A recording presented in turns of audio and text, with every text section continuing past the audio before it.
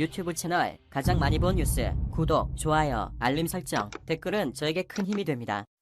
지난 3월 1일 터키의 국제 매체인 하버세븐닷컴은 한국 최초로 개발된 KF-X 출시를 터키 또한 간절히 기다렸었다며 대대적인 보도를 쏟고 나섰습니다. 이와 관련해 터키 매체는 한국항공우주산업이 개발한 한국 최초의 전투기인 KF-XC 제품이 드디어 오는 4월에 공개될 예정이라고 보도했습니다. 또한 터키 매체는 한국의 방위사업청이 2026년까지 KF-X 시험 비행을 충분히 거친 후 본격적으로 양산할 것이라고 밝혔는데, 이와 함께 오는 2028년까지 40개를 한국 공군에 인도하고 2032년까지 120개를 추가로 인도한다는 계획을 발표했다고 보도했습니다. 뿐만 아니라 터키 매체는 현재 KF-X 조립에 한창 중인 한국항공우주산업의 현장 사진을 비중 있게 소개하기도 했는데요. 이는 한국이 미국과 러시아에 기대지 않고 그동안 독자적인 전투기 개발 사업을 뚝심 있게 진행해 왔는데, 드디어 그 성과가 현실로 드러나게 되면서 자체 전투기 개발 사업을 고민하고 있는 터키 또한 각별한 관심을 불러일으키고 있는 것입니다.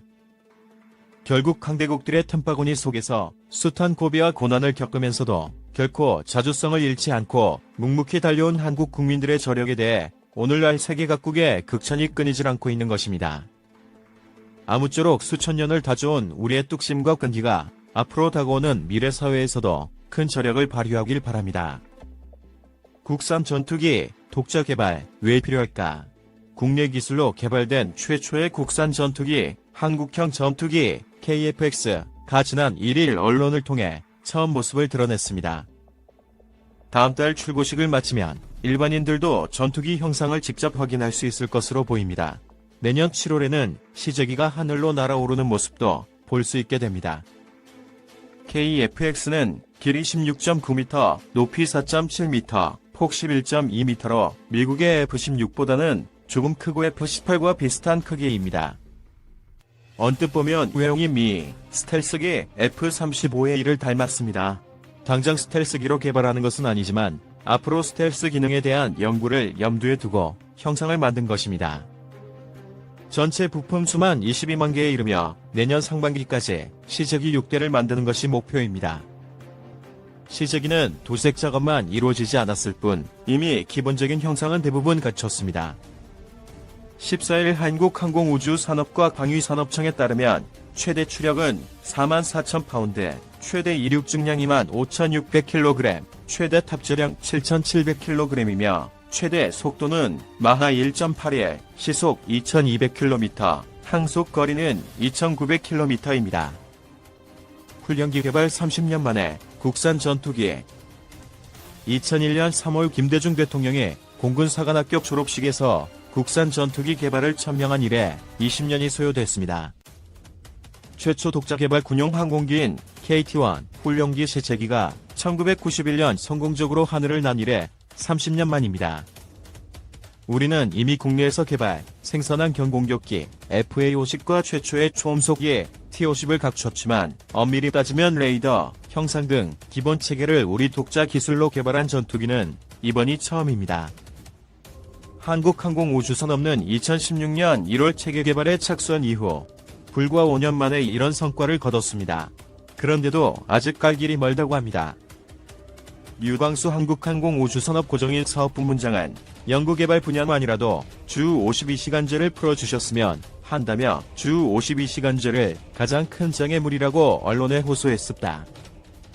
과거 T-50, FA-50 개발 때도 연구원들은 월화수목금금금 일했습니다. 동료가 더 힘들까봐 쉬질 못하겠다는 각오로 일해 과로자가 속출했습니다. 개발 예정 기한을 국민과의 약속이라고 생각하는 연구팀의 마음은 과거나 지금이나 똑같습니다. 하지만 한편으로 우리 주변에는 아직도 이들의 노력을 폄훼하는 시각이 있습니다. 8조 8천억 원의 막대한 사업비로 차라리 해외 고성능 스텔스기를 구입하는 것이 낫다고 주장합니다. 완제품을 구입하는 것이 저렴하지 않느냐고 반문하는 시각도 있습니다. 공군은 왜 전투기 자체 개발을 원할까? 유튜브 채널 가장 많이 본 뉴스, 구독과 좋아요, 알람 설정은 좋은 영상을 만드는데 많은 힘이 됩니다. 그러나 공군은 줄곧 전투기 독자 개발을 지지했습니다. 이는 애국심 때문만은 아닙니다. 현실적인 문제가 있기 때문입니다. 그 전형적인 사례가 F-16입니다. 공군은 1986에서 1988년 피스브릿지라는 이름으로 미국의 F-16 전투기 40대, 북저형 10대 구합을 도입했습니다.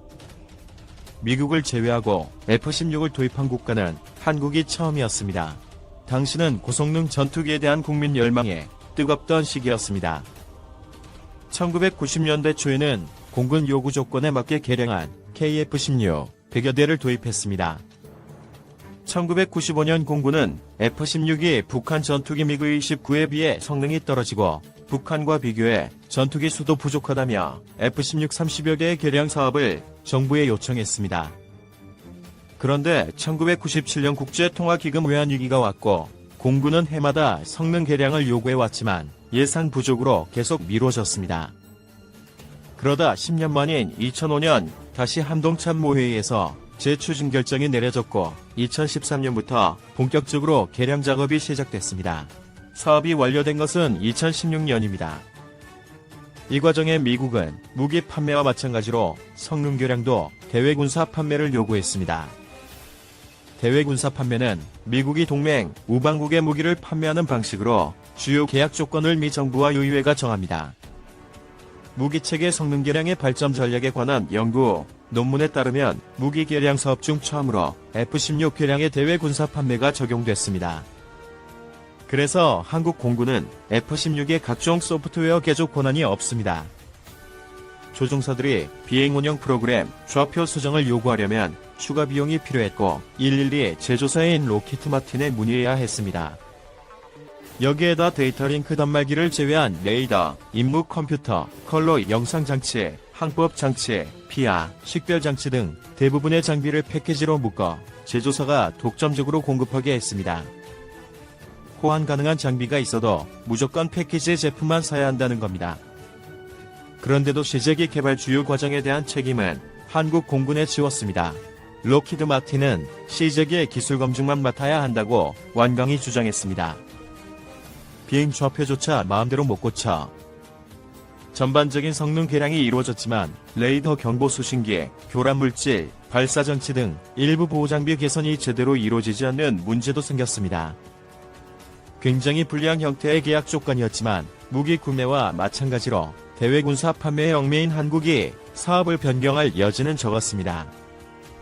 당시 정부는 대등한 조건을 요구하다 사업비가 늘어 사업이 더 미뤄질 수 있다고 우려한 것으로 알려졌습니다. 이런 과거 경험에 비춰 공군이 국산 전투기 개발을 응원하게 된 겁니다.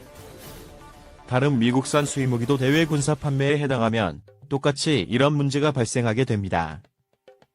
참고로 일본은 대외 군사 판매가 아닌 국외 상업 구매를 택했다고 합니다. 또 로키드 마틴을 하청업체로 참여하게 해 사업을 자국 기술 개발에 유리한 쪽으로 진행했다고 합니다. 때에 따라 고성능 무기의 수입도 필요합니다. F-35A와 같은 고성능 전투기 도입을 반대할 국민은 많지 않습니다. 그러나 해외 무기만 도입하다 보면 미래엔 영원히 불리한 계약 조건을 거부할 수 없게 됩니다. 처음엔 가성비가 좋을지도 모릅니다. 그렇지만 발목이 잡히기 시작하면 끝이 없습니다. 그것이 국산 전투기 개발이 필요한 이유입니다. 시청해주셔서 감사합니다. 이 동영상은 유튜브 채널 가장 많이 본 뉴스에서 제작하여 게시한다. 구독과 좋아요, 알람 설정은 좋은 영상을 만드는데 많은 힘이 됩니다.